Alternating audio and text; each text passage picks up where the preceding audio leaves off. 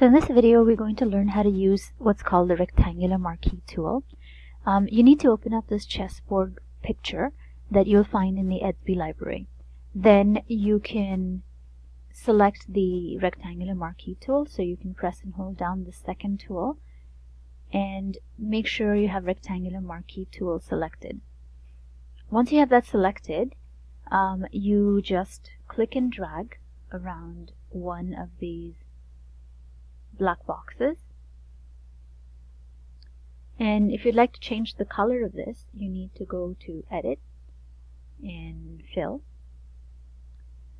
and make sure you have color selected, and it opens up this whole color palette, and I'm going to change the color to blue.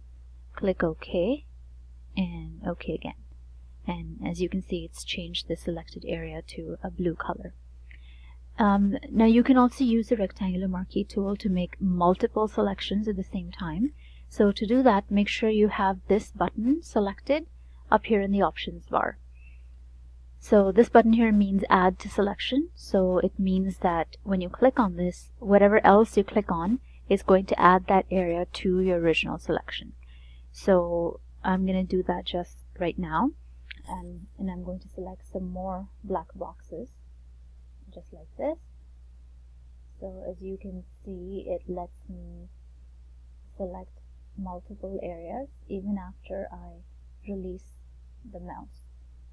So I'm going to select a bunch of these black boxes all at the same time, just like that.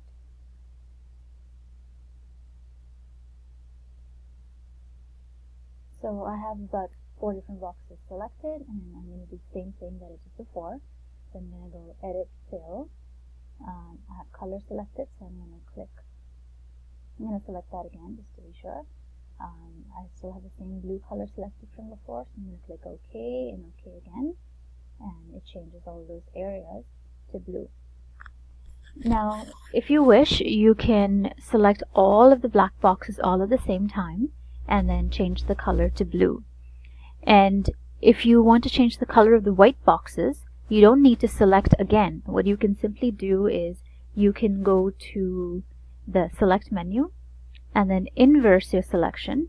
So now instead of selecting the black areas, it will select these grayish white areas.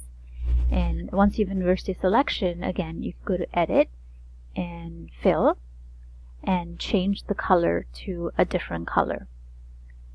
So maybe this time you could choose a yellow.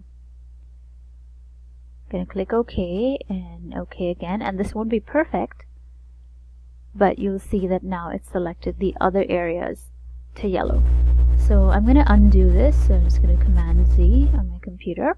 And so basically this video has demonstrated how to use the rectangular marquee tool and add to selections by clicking on the Add to Selection button.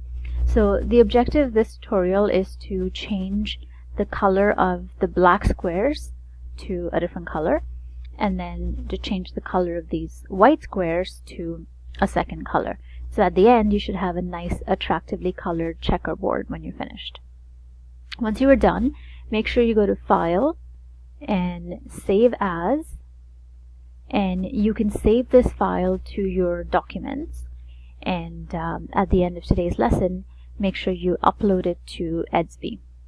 The original checkerboard file can be found in the Edsby library on your right.